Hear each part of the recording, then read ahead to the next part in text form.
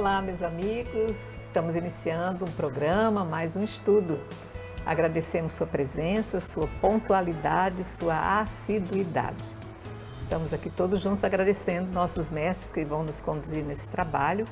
Professora Maíla, a quem agradeço. Eu que agradeço estar aqui com vocês. Sempre muito bom, né, Maíla? Muito bom. Agradeço ao Padre Carlos Henrique Botura. Obrigado, tudo bem, gente? Também agradeço. Sempre muito bom, né, Padre? Estamos a serviço. Estamos a serviço. Então, como vocês estão acompanhando, entramos agora, hoje, no capítulo 2º do primeiro livro de Reis. E para que a gente possa sentir como nós estamos entrando nessa nova história, vamos fazer uma pequena reflexão do que nós estivemos vendo no programa anterior. Vou pedir para o Carlos, você poderia fazer esse retrocesso para nós? Sim, nós estamos desde o livro de Josué em diante na escola deuteronomista. O ponto focal dessa escola, dessa história deuteronomista é sempre a fidelidade ao culto único a Javé. Desde o primeiro livro de Samuel, incluindo o segundo, este livro, o primeiro dos reis, e o segundo livro dos reis, que virá mais para frente, na verdade era considerado uma obra só, dividida em diversos volumes, né? Então, o primeiro e segundo livros de Samuel, eles nos contam como surge a monarquia em Israel. Primeiro rei Saul, não foi agradável a Deus. Segundo rei Davi, super agradável a Deus no critério dessa escola deuteronomista, né? E agora então nós entramos nesse primeiro livro dos reis que fala da transição, né? Final do reinado e da vida de Davi, e agora para frente virá Salomão, né?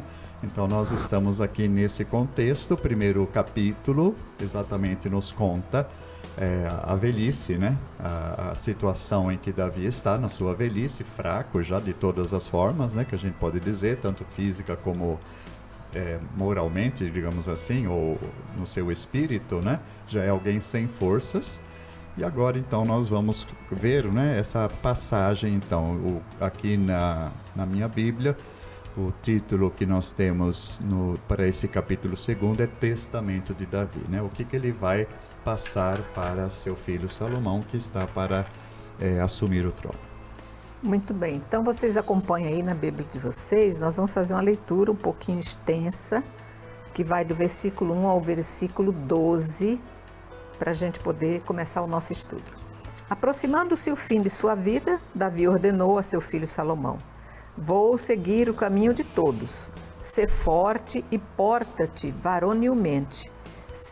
Seguirás a observância de Yahvé teu Deus, andando em seus caminhos, observando seus estatutos, seus mandamentos, suas normas e seus testemunhos, conforme estão escritos na lei de Moisés, a fim de seres bem-sucedido em tudo quanto empreenderes e em todos os teus projetos. Para que Yahvé cumpra a promessa que me fez, dizendo: se os teus filhos conservarem boa conduta, caminhando com lealdade diante de mim e de todo o seu coração e de toda a sua alma, jamais te faltará alguém no trono de Israel. Sabes também o que me fez Joabe, filho de Sárvia, o que ele fez aos 2 chefes do exército de Israel, Abner, filho de Ner, e Amasa, filho de Jeter, aos quais matou, vingando em tempo de paz o sangue derramado na guerra e manchando de sangue inocente o cinturão de seus rins e a sandália de seus pés.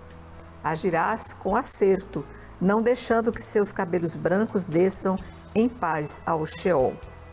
Aos filhos de Berzelai, o Galaadita, porém, tu os tratarás com bondade e eles estarão entre os que comem a tua mesa, pois tal foi o auxílio que me prestaram quando eu fugia diante de teu irmão Absalão.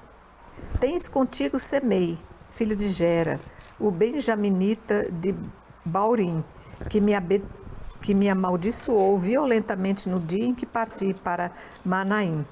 Mas, como ele desceu para me encontrar no Jordão, jurei-lhe por Yahvé que eu não o mataria pela espada. Tu agora não o deixarás impune. Sensato como és, saberás como tratá-lo para fazer descer ao Sheol com sangue seus cabelos brancos.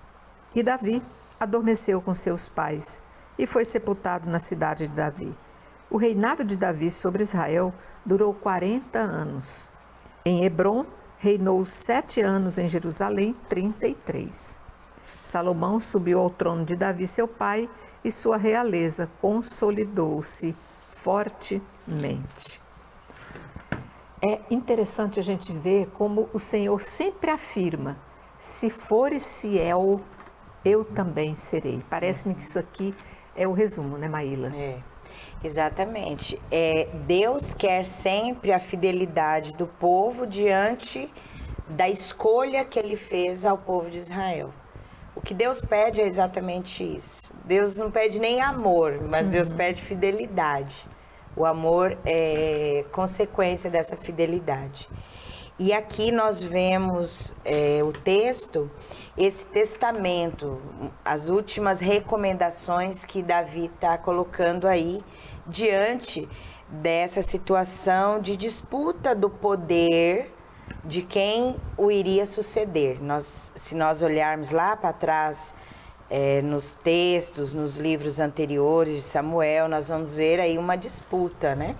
Entre a casa real, entre os filhos de Davi. Amon, Quelabe, a morte de Absalão.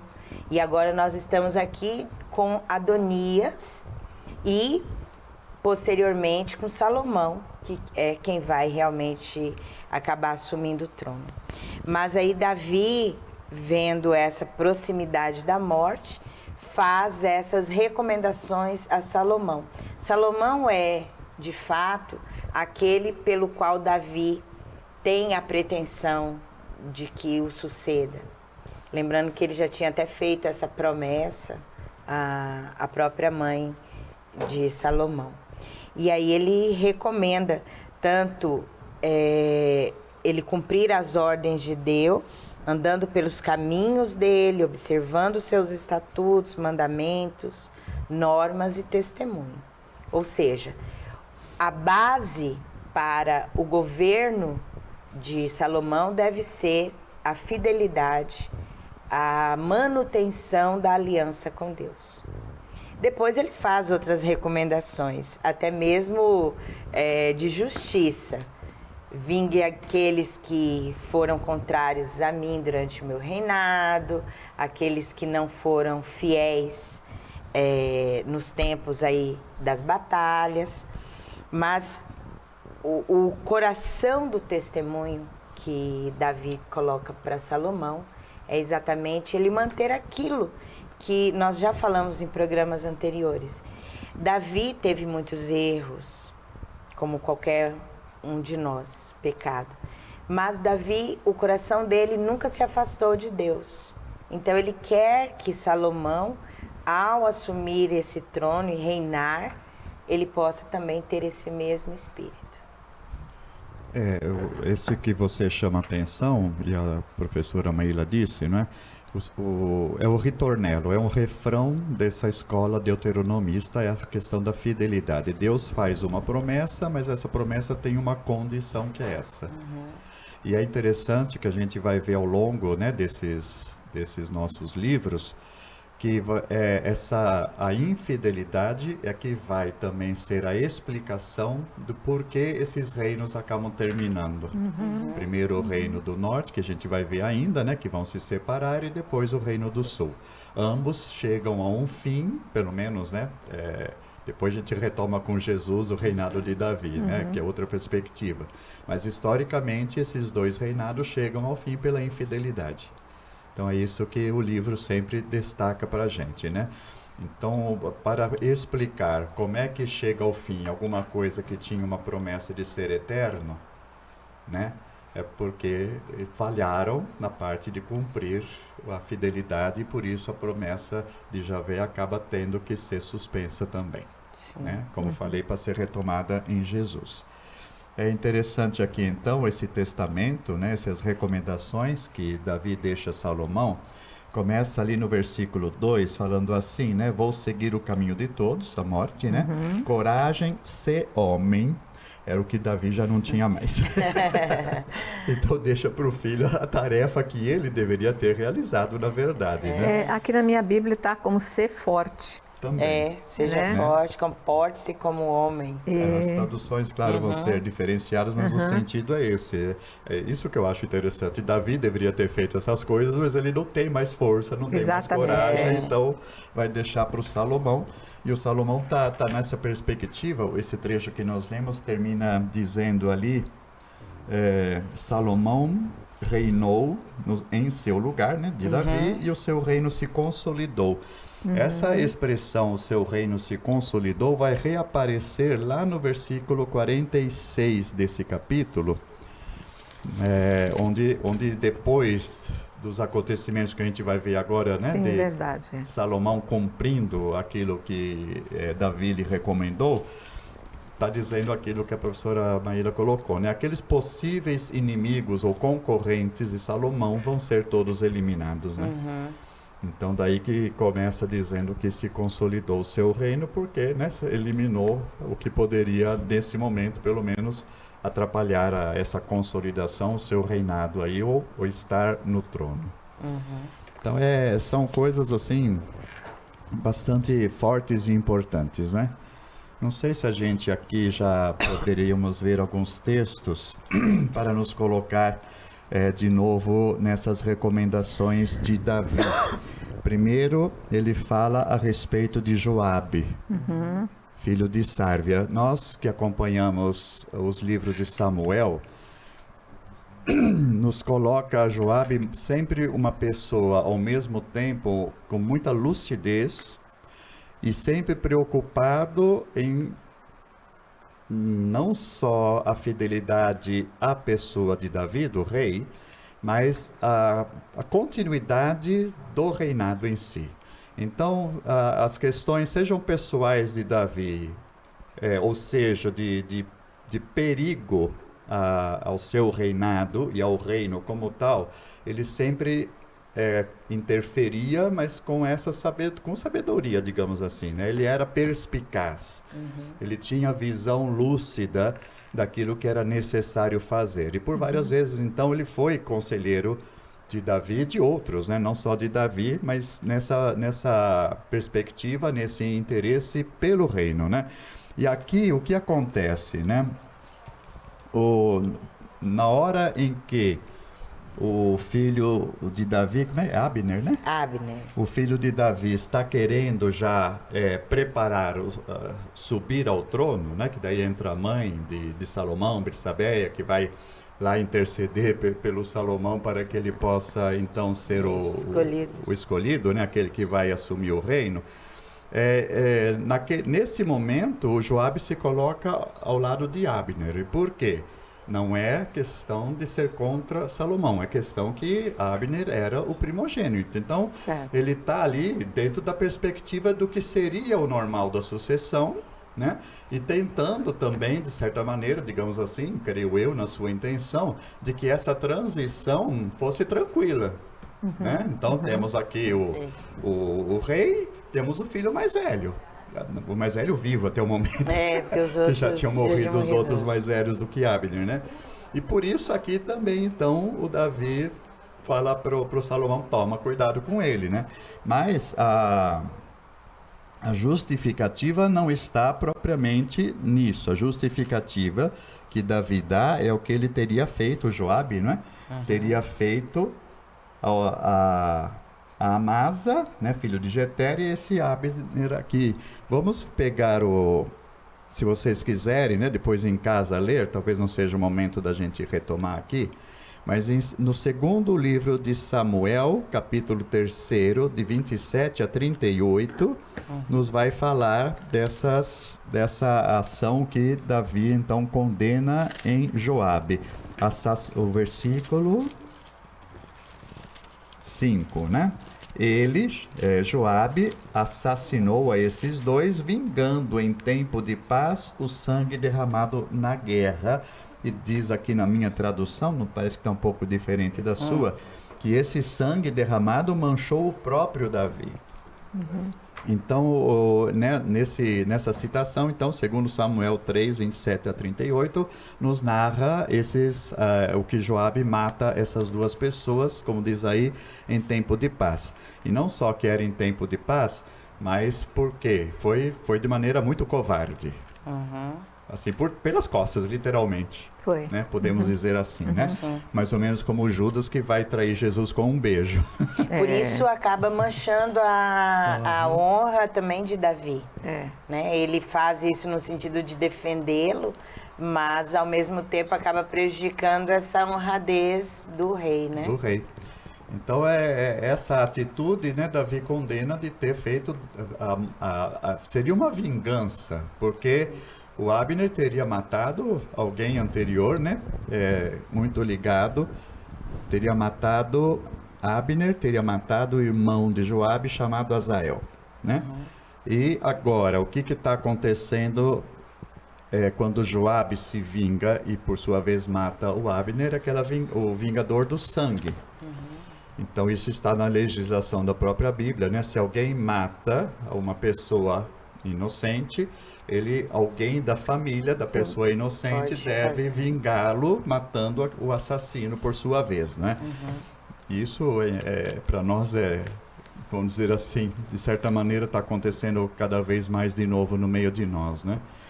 Para aquele momento da história, para aquela legislação da história, Joabe teria feito o que deveria ter feito, assim como agora está pedindo que Salomão, por sua vez, o faça. Então veja que se perpetua a maldade, se perpetua o ciclo de morte, né? A vingança, né? É muito... Eu só digo assim, né? É bom a gente prestar atenção nas nossas palavras, nos nossos pensamentos de hoje, porque é tanta violência que estamos vivendo novamente, como esse capítulo é muito violento, que a gente entra nesse ciclo, tem a tendência de entrar nesse ciclo também. Aquilo que se clama por justiça, muitas vezes é uma vingança. E achar que é normal, né, padre? E exatamente era o que era normal naquele momento. Né? E isso que eu estou dizendo aqui, a gente não achar que seja normal de novo, pelo amor de Deus, né? Porque nós estamos no Novo Testamento em que Jesus te entrega a morte e reza por aqueles que o matam. E é assim que a gente precisa também encarar hoje em dia essas questões todas de violência que são demais de bárbaras, como foram bárbaras também aqui nesse momento, né? Então a morte, né? A morte violenta, seja ela de que maneira aconteça, vai fazer surgir em nós o desejo, outra vez, de morte e de vingança. E aí que nós somos chamados a olhar o exemplo de Jesus, que a gente acabou de citar aqui, para não nos deixarmos engolir nessa espiral, né, que pode ser ascendente de violência cada vez maior. Então, e depois nós temos ainda as duas outras pessoas que Davi aí cita para Salomão. Um é Amasa, o outro Seba.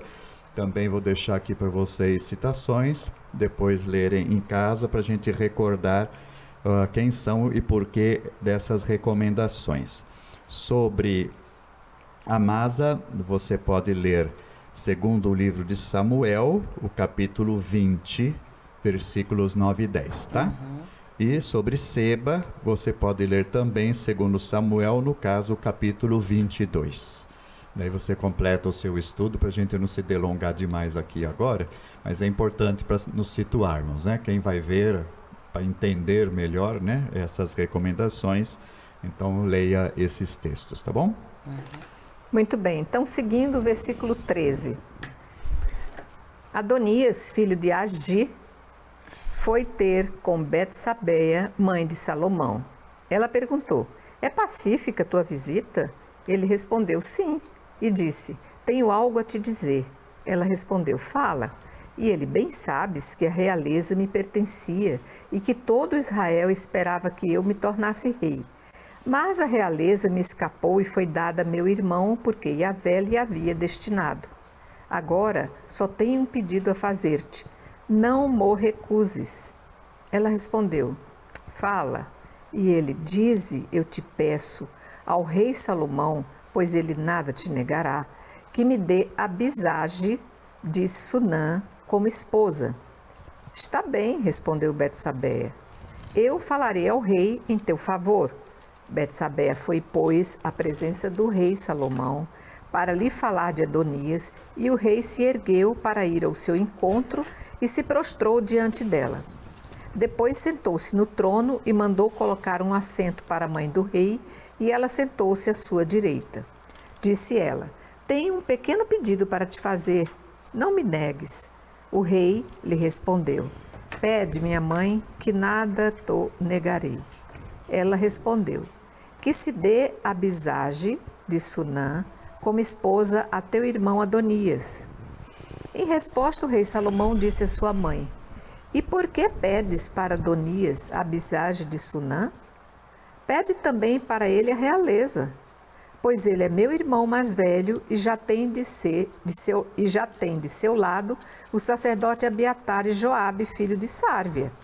E o rei Salomão jurou por Yahvé, dizendo: que Deus me faça este mal e me mande mais algum outro, se Adonias não pagar com a própria vida esta palavra que pronunciou. Pois bem, pela vida de Yahvé, que me confirmou e me fez sentar no trono de Davi, meu pai, e que me deu uma casa como prometera, hoje mesmo Adonias estará morto. E o rei Salomão encarregou disso a Banaías, filho de Joiada, que o feriu, e ele morreu. Ai, meu pai, é um mundo assim difícil da gente entender hoje, né? Com a nossa cabeça, como disse o Padre Carlos, uma era em que Jesus já veio e pediu tanto perdão, né? Tanta renúncia, tanta abnegação, né? E aqui a gente já está vendo o sangue cruel do pessoal ali latejando, né, Maíla? É. Então, aí a gente percebe, Deus e o próprio Davi quer que Salomão suba ao poder, suba aí ao trono. Porém, Adonias, que parecia ter entendido quais eram esses planos, lutou até agora, parece que entendeu, mas não é bem assim, porque ele volta e reclama novamente, até uma reclamação, um murmúrio mesmo. Eu que deveria suceder a meu pai, no entanto, acaba sendo aí Salomão. Porém, o que eu quero? Eu quero que, ele intercede isso a Betsabeia, mãe de Salomão, que peça a mulher chamada de Abissaque, de Sunã. Se a gente lembrar dessa moça, nós vamos ter que voltar um pouquinho lá no livro de Reis, capítulo 1, versículo de 1 a 4, quando fala que Davi, estando velho, com idade avançada, traz então a ele essa jovem, né? Essa jovem solteira, chamada Abissaque de Sunã, para que ela pudesse esquentá-lo. Lembra? A gente falou sobre isso no programa. E ela fica ali, era muito bela, passou a cuidar do rei, a servi-lo, mas o rei não teve relações com ela. Então ela não estava dentro do harém num sentido sexual, né? Ligada ao rei. Mas aí começa a cuidadora, vamos dizer assim. Lembra que nós falávamos disso? Uma cuidadora. E aí Adonias pede, então, que dê a ele essa moça. Mas aí tem um detalhe. Ao pedir isso, ele, na verdade, está dando um golpe. Porque pedir uma mulher do harém do rei é, de certa forma, ter aí essa intenção de dar um golpe, de querer estar no poder. Querer o que é do rei. Do rei. E o que mais é importante? O querer a mulher, o harém, mas no fundo é querer o poder, querer a cadeira, o trono.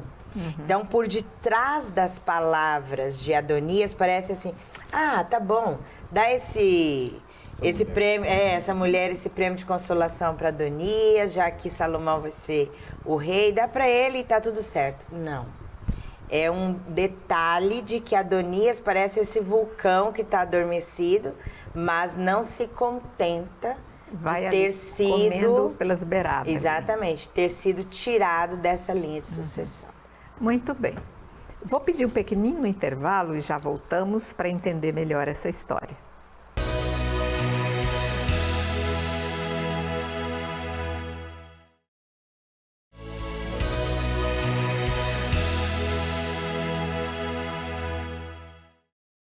Ok, voltamos. Nós estamos aqui tentando entender o papel de Abissag, que é de Sunã, que é, como a gente falava assim, de forma bem ardida, que era aquela cuidadora, né? E a cuidadora agora está sendo colocada a prêmio. Padre, tem mais alguma coisa que a gente deva entender sobre... Bela e jovem. Sobre essa situação dessa moça aqui no contexto? O Abissag aí entrou como Pôncio Pilatos no credo, coitada. Sem saber de tudo, ela entrou na história. Acabou sendo o pivô dessa passagem aqui. A cabeça de Adonias foi pela Abissag, né? O que acontece, além do que a professora Maíla falou no bloco anterior, é que o harém pertence ao rei, assim como o trono. E quando há uma sucessão, passa de um para outro, né? O harém pertence àquele... Vai junto na sucessão. Vai junto. E aqui, então, como tanto a professora falou, como a interpretação de Saul, né? Ele, então, quer Abissag para ele, ele vai querer o reino daqui a pouco, e é exatamente isso, seria uma pretensão real, né?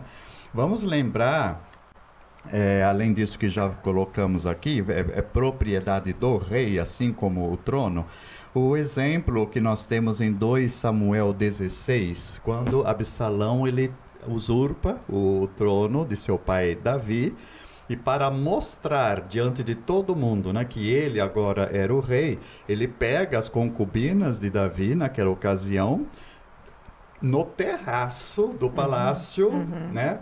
Arma lá a tenda e publicamente. E faz, né? E chama lá algumas concubinas, etc e tal, em público, né? Com a tenda, mas em público. Então a gente vê aqui, né, que exatamente essa pretensão de Adonias aqui em querer, né? Abissag faz parte dessa questão de pretender o trono, como já foi colocado, tá? Então 2 Samuel 16, quiserem ler também em casa, para a gente compreender um pouco mais dessa passagem aqui. Ok. Por isso, Salomão, vendo já esse perigo iminente que Adonias demonstra ao querer essa moça, já dá a ordem logo para matá-lo. Então, acaba executando, né? Banaías acaba matando, então, Adonias. Por ordem de Salomão. Por ordem de Salomão. O possível, então, pretendente, como dissemos no bloco anterior, já é eliminado. Então, agora ele tem aberto o caminho mesmo para se tornar rei. Inclusive, se você olhar com detalhe, aqui já chama Salomão de rei, né? O rei Betsabeia foi ao rei Salomão. Então, ainda Adonias estando na jogada de alguma maneira, a Salomão já era considerado rei. Ok. Versículo 26. Ao sacerdote Abiatar, o rei disse: vai para Natote, para a tua propriedade, porque és digno de morte, mas não te farei morrer hoje, porque carregastes a arca de Yahvé diante de Davi, meu pai, e compartilhastes todas as provações de meu pai. E Salomão excluiu Abiatar do sacerdócio de Yahvé, cumprindo-se assim a palavra que Yahvé tinha pronunciado contra a casa de Eli em Silo. Quando esta notícia chegou a Joabe, que tinha apoiado Adonias, embora não tivesse apoiado Absalão, ele se refugiou na tenda de Yahvé e se agarrou aos chifres do altar. Comunicaram ao rei Salomão: Joabe se refugiou na tenda de Yahvé e se acha junto do altar. Então Salomão mandou dizer a Joabe: que há contigo para te refugiares junto do altar? Joabe respondeu: tive medo de ti e me refugiei junto de Yahvé. Então Salomão mandou Banaías, filho de Joiada, dizendo-lhe: vai e mata-o. Banaías foi à tenda de Yahvé e disse-lhe: o rei ordena: sai. Não, respondeu ele, eu morrerei aqui. Banaías levou a resposta ao rei. Eis o que Joabe disse e o que me respondeu. O rei lhe disse, faze como ele disse, mata-o e depois sepulta-o. Assim tirarás hoje de cima de mim e de cima da casa de meu pai o sangue inocente que Joabe derramou. Yahvé fará recair seu sangue sobre a cabeça dele, porque ele atacou e matou à espada 2 homens mais justos e melhores do que ele, sem que meu pai Davi o soubesse. Abner, filho de Ner, chefe do exército de Israel, e Amasa, filho de Jeté, chefe do exército de Judá. Recaia, pois, o sangue deles sobre a cabeça de Joabe e de sua descendência, para sempre. Mas que Davi e sua descendência, e sua dinastia e seu trono gozem sempre de paz da parte de Yahvé. Banaías, filho de Joiada, partiu, feriu Joabe e o matou, enterrando-o depois em sua casa no deserto. Em seu lugar, na chefia do exército, o rei colocou Banaías, filho de Joiada, e no lugar de Abiatar colocou o sacerdote Sadoque. Meu pai, a gente entender as vontades de Deus através do homem é tentar fazer o homem agir conforme ele delega, ele determina. O que o senhor me diz, padre? Vamos ver aqui, né? Nós temos primeiramente, nesse trecho que lemos, a figura do sacerdote Abiatar, que foi destituído. Na mesma questão que depois Joabe, né, entra, no momento em que Adonias quis assumir o trono, estava preparando, né, a transição do trono para si, que era o filho mais velho vivo de Davi. Então, tanto Joabe quanto esse sacerdote Abiatar estavam lá no banquete apoiando essa transição. E já falamos, né? Não é uma traição de Adonias, é simplesmente o que deveria ter acontecido, né? Se não fosse essa interferência da promessa de Deus ou de Davi a Betsabeia, que Salomão o sucederia, né? Então aqui o que acontece? Veja bem, né? Eu não vou te matar porque você carregou a arca da aliança diante de meu pai, né? Mas o degreda, né? Destitui do trono e o manda para fora de Jerusalém. Preserva a vida do sacerdote. Aqui também ainda o versículo 27 nos diz, né? Essa destituição da função sacerdotal de Abiatar cumpre a profecia do Senhor contra a família de Eli de Silo. Então nós temos lá atrás, né, Eli de Silo, que já tinha o Senhor dito que seria destituída a sua família do sacerdócio. Apesar que ele tinha sido um ótimo sacerdote também, não é? Mas teve lá os seus filhos, né, tiveram atitudes ruins, e daí fala que não haveria continuidade dessa família no sacerdócio, né? E assim acontece, então, desta forma aqui. Então, o que acontece em primeiro lugar, né? Abiatar era simpático à causa de Adonias, e aqui, então, é sanada mais essa questão que poderia ser, de novo, algum tipo de ameaça para o reinado de Salomão. E chegamos de novo a Joabe, né, que desde o início do capítulo ele tem aparecido nas palavras de Davi, e agora, né, quando Salomão vai fazer o que o pai lhe recomendou. Então nós temos aqui esse relato, né, o que, claro, chama a atenção, além de tudo aquilo que já falamos anteriormente, é essa questão dele ir se refugiar no templo e propriamente junto ao altar, né? Então, nós temos também na legislação do Antigo Testamento que uma pessoa que está sendo perseguida, inclusive por assassinato, ela poderia, ou havia cidades de refúgio, ou também o próprio templo, o próprio altar, né? É o que faz Joabe. Na hora que ele vê que vai, né, rolar a cabeça, ele corre ali para esse lugar de refúgio. Tanto que o Banaías, né, que Salomão manda para matá-lo, ele hesita, né? O Salomão já dá a ordem, ele chega lá no templo, conversa, não, né, não saio daqui. Se agarrou ao, Se agarrou. ao altar de sacrifício, né? Daí volta o Banaías, olha, não está dando certo essa história, né? Ele está no templo, lugar de refúgio. Porém, a legislação, além de permitir, né, perdão, que o templo fosse um lugar de refúgio, o altar, também tem a cláusula ali dizendo o quê? A pessoa, né, nas cidades de refúgio ou no altar, ela vai estar imune, né, de ser morta até que se prove ou não a sua inocência. Se chegasse à conclusão que era culpado, merecedor de morte, ele iria morrer, né? Seria tirá-lo daquele lugar segurando e depois matá-lo, na verdade. No altar do sacrifício, seria sacrificado. Na verdade, teria que tirá-lo do lugar do refúgio para matá-lo fora. E aqui, no caso, foi morto ali mesmo, né? Em todo caso, no julgamento de Salomão, o que aqui me vem à cabeça é quem poderia julgar essa causa de Joabe ou não, né? É evidente dentro de todo o costume da legislação, não só de Israel, mas do Oriente Antigo, que o supremo juiz é sempre o rei. Mas existem instâncias, normalmente, né? Principalmente quando se está longe do trono do rei, em outras cidades, assim por diante. Então, havia os juizados menores, digamos assim, né? As instâncias, as varas, né, de justiça menores. E aqui, no caso, é só a sentença, tanto de Davi, em primeiro lugar, né, quanto a de Salomão, nesse momento, mata e acabou, né?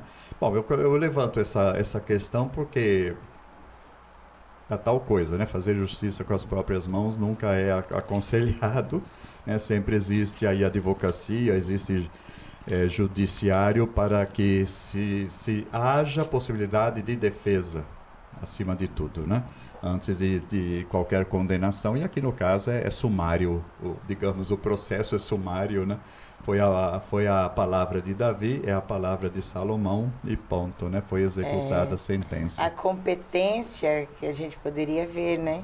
Aí o rei toma essa competência de dizer que como Joabe havia matado esses dois homens justos, Abner e Amasa, ele então, de maneira sumária, foi então condenado também. Mata-se então Joabe, e aí tem essa troca dos papéis. Então, se antes nós tínhamos o pretenso rei, que é Adonias, o chefe do exército, Joabe, e o sacerdote Abiatar, agora, eliminado Adonias, que ele morre, eliminado Joabe, Abiatar só não é morto porque dá ele essa benevolência, por ser sacerdote, ter sido ali fiel a Davi, é exilado. E agora nós vamos ter esse outro lado, esse outro partido. Salomão é o rei, toma-se o lugar no exército Banaías, e quem passa então para essa função do sacerdócio é Sadoc, né? Então acaba-se aquilo que falou no capítulo anterior, no trecho anterior, se consolida o poder de Salomão. Então aqui sim, aqui nós podemos dizer que está tudo, na verdade, consumado. Muito bem, quer dizer que o território que se considerava como território de proteção, de paz, não resolveu naquele caso. Sabe que existem países hoje em dia que vale essa lei do templo? Eu morei 4 anos no Japão, lá existe isso. Uma pessoa pode se refugiar no templo. Não sei aí quais são as cláusulas. Por quanto tempo também? Enquanto ele estiver lá, ele está protegido. Botou o pé para fora. Isso eu não sei falar, mas, por exemplo, estão 2 brigando lá na rua, né? Que é coisa raríssima que acontece lá. Eu ouvi relatos, né? Então, se a pessoa está brigando na rua, vem a polícia, se ele entra num templo, a polícia não pode entrar para pegá-lo lá dentro. Como se fosse o refúgio de uma embaixada. Exatamente. Isso exatamente, foi ótimo lembrar isso. É um terreno sagrado, não pertence mais ao domínio. Aqui na minha nota de rodapé, está dizendo assim, olha, se alguém matar seu próximo por astúcia, tu arrancarás até mesmo do meu altar para matá-lo. Isso. Ótimo Quer lembrança. dizer- Qual é a citação? Essa? Aqui é a letrinha, é o nota de rodapé. Não Aí, tem uma citação? não, Êxodo. Banaías tentou aplicar determinação de Êxodo 21:14, que visa exatamente ao caso de Joabe, que Isso. aí Essa especifica. questão, Êxodo. aham. Êxodo 21:14. Êxodo Ótimo, 21:14, aí, ó, pra então. gente ler lá. Interessante, né? Porque realmente eu fico assim, a gente fica imaginando aquela figura, aquela cena, né? Pobre do homem se agarrando no altar, querendo poupar a vida. Será que ele foi conduzido, induzido, sugeriram Não, que ele conhecia essa lei. Não, né? que ele tentasse desejar o harém do rei, gente. Mas onde já se viu um negócio desse? Quer pois dizer, é. foi ingênuo lá atrás e agora paga o próprio preço dessa ingenuidade. Na verdade, quem quis o harém foi Adonias. Aqui é Joabe, o comandante do exército, né? Então ele morre não porque tenha querido as esposas do rei, mas pela situação de que tinha de tirar Joabe de cena, porque querendo ou não, ele era um apoiador de Adonias. Sim. Salomão quer eliminá-lo. E Salomão também usa aqui o artifício de dizer, lá em tempos de paz, você matou pessoas inocentes. Então agora também, É a digno de mando do morte. pai, Davi, você é digno não, né? Condenado É passivo a morrer. da condenação. A morrer ali, né? Muito bem, vamos então, dá tempo então de fazermos o finalzinho, que vai ser do versículo 36. O rei mandou chamar Semei e lhe disse, constrói para ti uma casa em Jerusalém, nela habitarás, mas dela não sairás para onde quer que seja. No dia em que saíres e atravessares a torrente do Cedron, tem por certo que morrerás indubitavelmente. Teu sangue recairá sobre a tua cabeça. Semei respondeu ao rei, está bem, teu servo fará como o Senhor, meu rei, ordena. E Semei permaneceu por muito tempo em Jerusalém. Mas, decorridos 3 anos, aconteceu que 2 escravos de Semei fugiram para junto de Aquis, filho de Maaca, rei de Gate, e avisaram Semei, teus escravos estão em Gate. Então Semei preparou-se, selou seu jumento, partiu para Gate, a casa de Aquis, a fim de procurar seus escravos. Semei foi e trouxe de Gate seus escravos. Informaram a Salomão que Semei tinha viajado de Jerusalém a Gate e que tinha regressado. O rei mandou chamar Semei e disse-lhe, porventura não te fiz jurar por Yahvé e não te avisei, dizendo, no dia em que saíres para ir aonde quer que seja, tem por certo que indubitavelmente morrerás? E tu me respondestes, acho boa a palavra que ouvi. Porque então não observastes o juramento de Yahvé e a ordem que eu te havia dado? Depois o rei disse a Semei, bem conheces todo o mal que fizestes a meu pai Davi. Yahvé vai fazer recair tua maldade sobre tua cabeça. Mas bendito seja o rei Salomão e que o trono de Davi permaneça diante de Yahvé para sempre. O rei deu ordens a Banaías, filho de Joiada, o qual saiu e feriu Semei, e este morreu. E a realeza, então, consolidou-se nas mãos de Salomão. Na verdade, aqui parece que é uma fase de limpeza, purificação. Purificação nada, eliminação mesmo. Mas é a purificação pela eliminação. Nossa Purificação Senhora. pela espada. Pela né? espada. Vamos limpar esse povo, porque eu preciso consolidar o meu reinado. Eu quero só gente boa. Tira essas pragas da minha frente. Como é que nós terminamos, então, esse Nossa capítulo 2, Senhora. padre?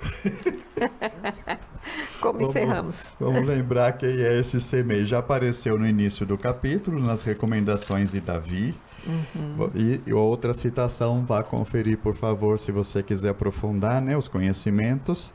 A história de Semei, a causa, né? Por que ele vai sofrer essa condenação, né? Está no 2º livro de Samuel também, no capítulo 16, de 5 a 10, tá? Isso. no momento em que Davi está saindo, fugido de Jerusalém, porque Absalão estava vindo, né, marchando contra a cidade, certamente iria matar o próprio pai.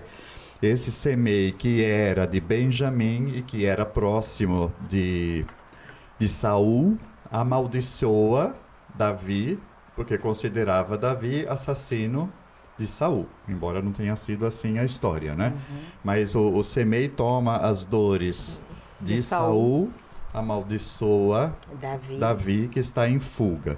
Mas depois também aí no início do capítulo 2 nosso, está dizendo ali o Davi, né, para Salomão, ele fez essa maldade, mas não o mate, porque quando Davi consegue retornar a Jerusalém, ele vai lá correndinho, o Semei, né, se ajoelha, faz as cortes, né, para reconhecendo então a realeza. O que Davi volta realmente a ser rei, teria esse direito, né? Então diz Davi para Salomão não matar esse Semei. O que acontece então aqui, que nós acabamos de ouvir, qual é a atitude de Salomão? Seria prisão domiciliar, né? E tornozeleira eletrônica.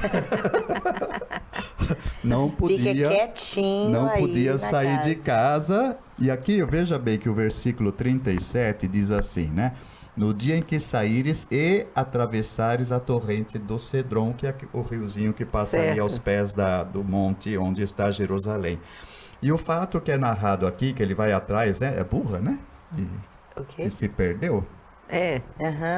Ele vai atrás, né? E sai de casa, mas o detalhe interessante é que ele não atravessa a torrente do Cedron para a direção onde ele foi atrás dos animais que fugiram. Então vamos dizer assim, né? Saiu de casa.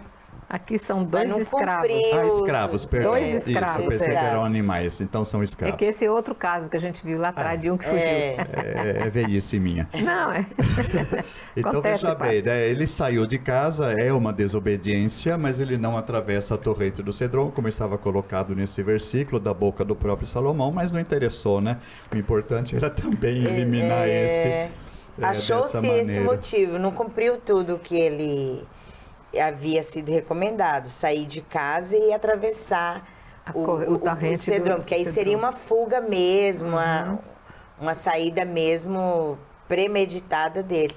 E aqui percebe que ele vai atrás dos escravos e, se nós olharmos, era até uma situação justa, né? Sim, sim. Mas percebe que Salomão vê aí o motivo, um álibi, exatamente, para mandar matá-lo.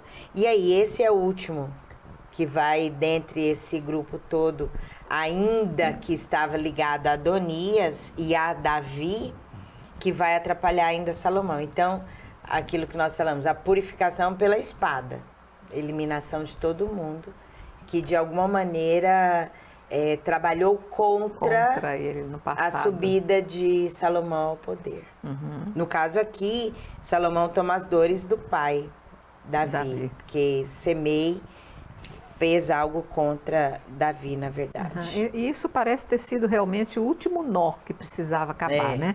Porque finaliza o capítulo 2 dizendo que a realeza, então, consolidou-se nas mãos de Salomão depois de findo esse caso, né? Exatamente. Essa consolidação aqui está no sentido de eliminar tudo o que... exatamente, as ameaças, tudo aquilo que de alguma maneira atrapalhou ou pudesse atrapalhar o reinado de Salomão.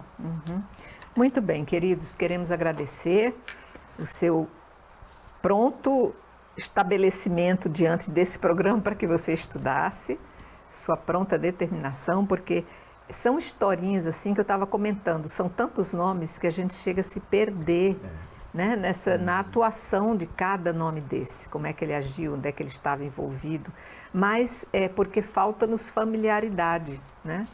Então a gente ouvindo, os nomes vão caindo, você vai fixando e daqui a pouco você consegue entender toda uma trama de forma muito mais tranquila. Agradeço aos nossos mestres que nos conduziram com esse estudo, principalmente a você. E eu só posso agradecer a Imaculada, dizendo salve Maria Imaculada por mais um programa cumprido.